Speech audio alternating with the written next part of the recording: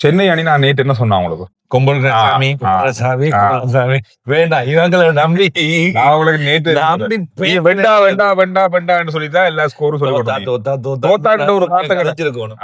தோத்தா என்ன நடக்கும்னு நான் கேட்டேன் உங்களுக்கு. அதுக்கப்புறம் சொன்னீங்க 2 போட்டியும் வரணும். இந்த நேற்றைய போட்டியை சென்னை தோத்ததால இனி வரப்போற 2 போட்டியும் வெண்டே ஆகணும். அடுத்த போட்டியில தோட்டாலும் நேரடியா வெளியே போவாங்க. 2 வெல்ல வேணும். 2 வெண்டாலும் சேர்ந்து 100% கேரண்டி இல்ல. நெட் ரன் ரேட் பார்க்கணும். ஏன்னா நேற்று அந்த மாதிரி ஒரு அடி வாங்கியிருக்காங்க. நேற்றே அடிக்கு பிறகு இவங்களால சன்ரைசர்ஸ் ஹைதராபாத்தை வெற்றி பெற முடியுமா? அதுதான் நம்ம பேசணும். லக்னோவை வென்றால், அதைத்தான் முக்கியமா சொல்லியிருந்தேன், லக்னோவை வென்றால் அங்கால இருக்கின்றது சன்ரைசர்ஸும் குஜராத்தோட கொஞ்சம் போராடலாம், ட்ரை பண்ணலாம், தோற்றா கூட ஓரளவு வாய்ப்பு இருக்குண்டு. கடைசியா போய் செத்த பாம்பு அவங்க எழும்பவே இல்லாம கிடந்தவங்கள்ட்ட போய் அடியை வாங்கிட்டு வந்திருக்காங்க. அவங்களும் கடைசி அவங்களும் சேர்ந்து போயிட்டாங்க.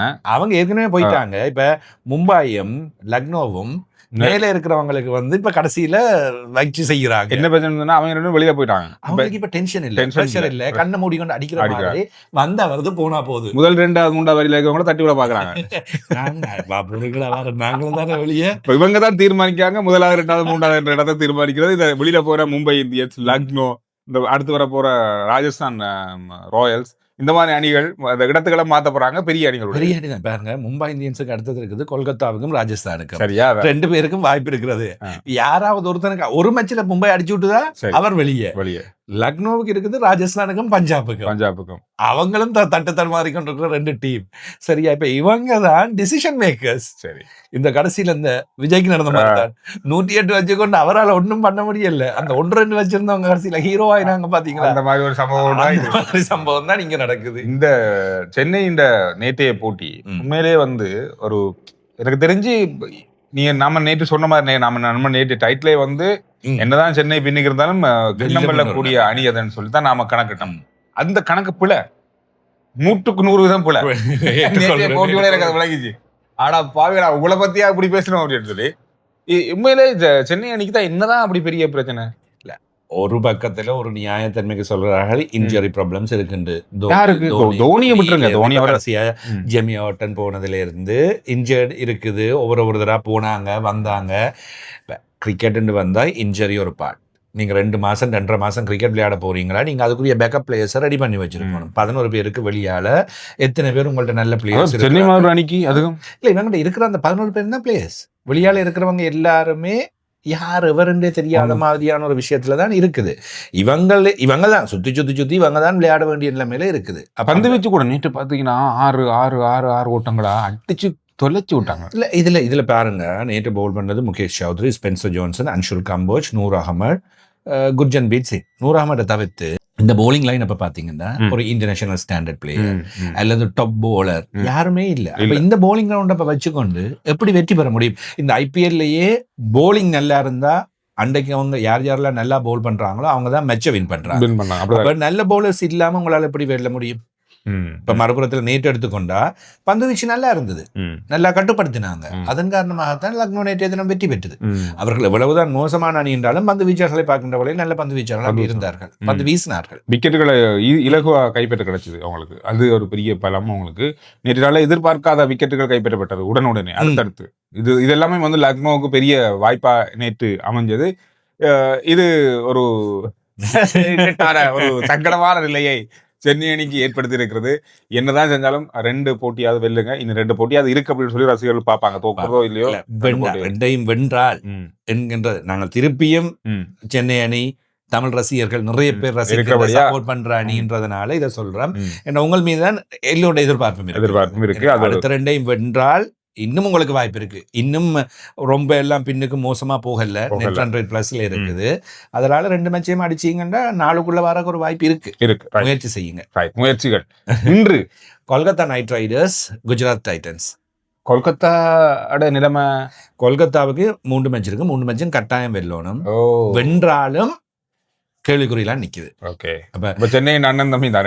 சென்னை நாங்க சொன்ன மாதிரி 2 மேட்சையும் வெல்லுமெண்டா இவங்க வெண்டும் பிரயோசனம் இல்லாத நிலைமையும் உருவாகும். அதாவது 16 பாயிண்ட்ஸுக்கு கீழே உள்ளவங்க 2 டீம் தான் இருக்கிறாங்க. அப்போ அவங்க சன்ரைசர்ஸோ பஞ்சாபோ வெளியே போகணும், அல்லது முன்னுக்கு வர போகின்ற சென்னையோ ஏதோ ராஜஸ்தானோ ஏதோ இன்னும் ஒரு அணி வெளியே போகணும். அப்படி இவர்களோட கையில் இவர்கள் இல்லை.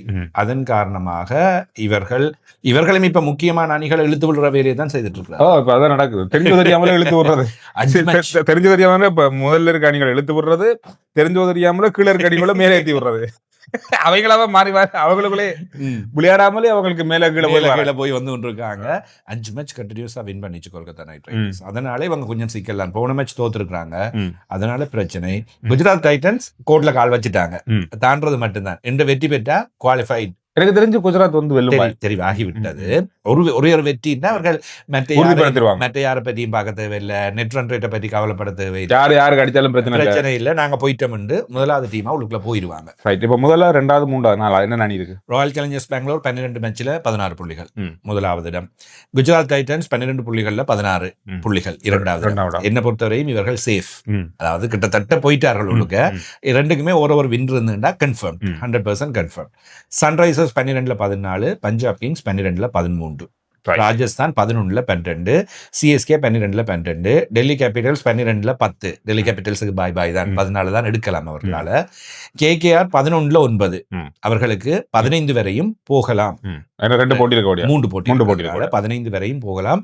ஆனால் 15 புள்ளிகளோட அடுத்த சுற்றுக்கு தெரிவாகலாம் என்பது சந்தேகம். Mumbai Indians Lucknow 8-8 out. Bye. அவ்வளவுதான் சம்பவங்கள்.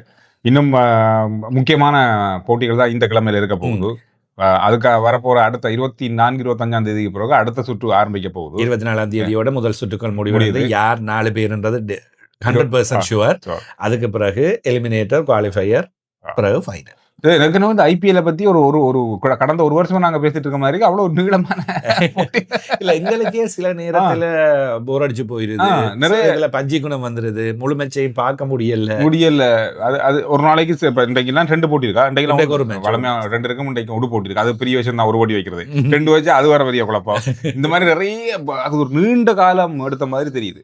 இப்படி இல்லாம ஒரு குறுகிய காலத்துக்குள்ள இருக்குமானா அது இந்த முறை எப்படி என்ன பார்த்தாலும் நான் ஒரு தரவுல பார்த்தேன், இந்த முறை டிவியில ஐபிஎல் பார்த்தாக்குற எண்ணிக்கையும் குறைஞ்சு எல்லாமே குறைஞ்சிருக்கு. நாங்கள் தொடர்ச்சியா பேசிக்கொண்டு இருக்கோம், சலித்து போய்விட்டது காரணம். நிறைய காரணங்கள் இருக்கு. நீங்க சொல்லுங்க, எந்த அணி இன்றைய போட்டியில வெல்ல போகுது அப்படின்ற